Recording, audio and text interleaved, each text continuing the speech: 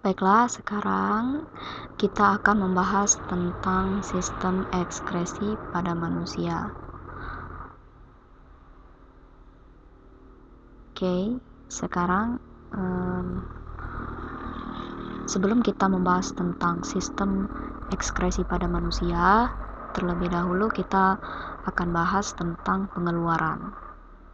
Pengeluaran pada manusia terdiri dari 3. Yang pertama, defekasi. Yang kedua adalah ekskresi.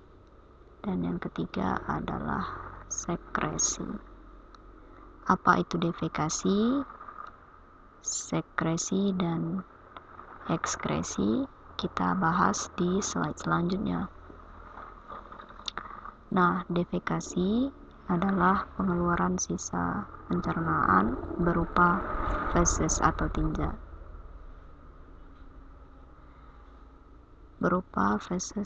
tinja. Nah, dia sama-sama pengertiannya dengan sekresi dan ekskresi, sama-sama pengeluaran. Namun sekresi dan ekskresi bedanya dengan defekasi, dia merupakan pengeluaran sisa metabolisme. Kalau sekresi, metabolismenya masih diperlukan oleh tubuh. Kalau ekskresi, yang tidak diperlukan lagi oleh tubuh. Contohnya, kalau sekresi itu berupa enzim dan hormon, kalau ekskresi dia berupa keringat, urin, CO2 dan urea. Namun di sini kita tidak akan membahas tentang defekasi dan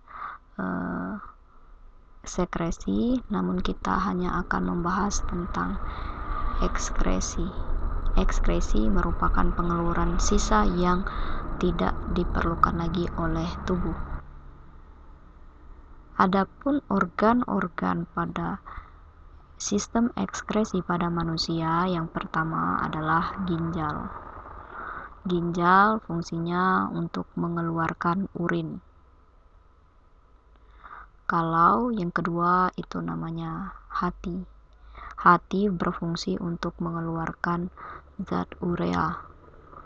Kulit, organ yang ketiga, organ ekskresi yang ketiga, berfungsi untuk mengeluarkan keringat. Dan yang terakhir adalah paru-paru, fungsinya adalah mengeluarkan CO2 dan H2O. H2O di sini maksudnya adalah air, namun dia berupa uap. Yang pertama itu adalah ginjal, bahasa Inggrisnya kidney. Kidney ini posisinya itu di sekitar tulang pinggang, panjangnya sekitar 10 cm, ya, di sekitar pinggang posisinya itu panjangnya kira-kira 10 cm, beratnya lebih kurang 170 gram, dan fungsinya tadi untuk mengeluarkan urin. Nah, ini merupakan bagian-bagian ginjal. Yang pertama, ini ginjal itu terdiri dari, ini namanya korteks, ya. Yang paling luar ini namanya korteks. Korteks ini merupakan kulit ginjal. Kemudian darah masuk melalui pembuluh darah. Ada pembuluh darah, kalau yang merah ini namanya arteri, yang biru namanya vena. Darah kotor masuk melalui ini, pembuluh darah arteri, masuk ke ginjal, kemudian masuk ke ginjal, dan ini ke sini dia. Ini namanya medula atau sumsum ginjal. Ini namanya medula atau sumsum ginjal.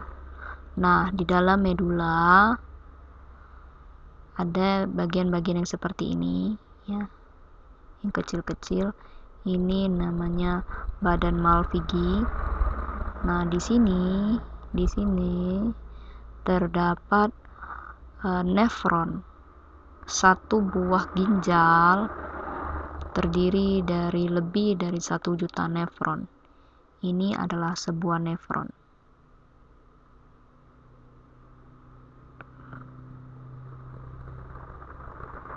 Ini adalah sebuah nefron. Nah, ketika darah yang kotor masuk ke ginjal melalui arteri, darah tersebut masuk ke dalam nefron dan disaring di sini. Ini namanya glomerulus. Setelah disaring, kemudian dia dipindahkan di kapsula Bowman. Kapsula Bowman itu lengkungan yang seperti ini kira-kira.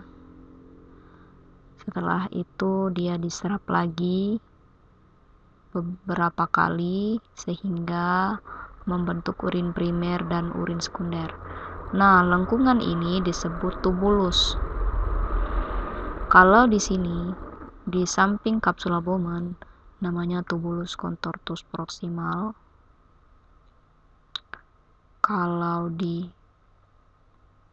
sini agak jauh dari kapsula Bowman itu namanya tubulus contortus distal.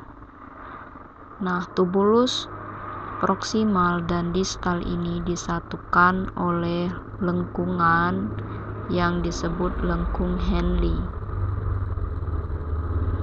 Kemudian setelah urin ini diserap beberapa kali, maka hasilnya akan dimasukkan ke dalam ini. Ini namanya tubulus collectus. Maka urin keluar. Ketika urin keluar, dia kembali lagi ke sini, keluar ke rongga ginjal atau disebut pelvis. Dari pelvis, dia ditampung sementara di pelvis, kemudian keluar melalui ureter. Setelah di ureter, dia menuju ke kandung kemih. Dan setelah di kandung kemih atau kandung kemih itu vesika urinaria. Ya, vesika urinaria itu tempat menampung urin. Setelah sampai lebih kurang 300 cc ya, maka urin itu akan keluar dengan sendirinya melalui hormon-hormon atau otot-otot tertentu. Begitulah proses pengeluaran urin pada ginjal. Nah, sekarang organ yang kedua adalah hati atau liver. Hati ini berada di sekitar lambung. Ini lambung dan ini hati. Hati ini fungsinya untuk mengeluarkan urea, zat urea, dan menghasilkan ini. Ini namanya empedu. Kemudian, adapun fungsi lain dari hati adalah yang pertama tempat menyimpan gula dalam bentuk glikogen. Yang kedua, tempat pembentukan protein dan pembakaran protein. Yang ketiga adalah membongkar sel darah merah atau eritrosit yang telah tua dan rusak. Tempat pembentukan dan pengeluaran cairan empedu, menetralkan racun, tempat membuat vitamin A dari provitamin A, dan mengeluarkan urea. Organ ekskresi yang berikutnya adalah kulit. Kulit ini terdiri dari 3 lapisan. Yang pertama epidermis, dermis, dan hipodermis. Kemudian organ ekskresi yang berikutnya adalah paru-paru. Ini merupakan paru-paru Ya, ini merupakan organ paru-paru di mana yang dikeluarkannya adalah CO2 dan H2O. Nah, itulah yang dikeluarkan oleh paru-paru. Selain membahas tentang organ-organ ekskresi, kita juga akan membahas tentang kelainan pada sistem ekskresi. Yang pertama adalah anuria, glukosuria, dan lain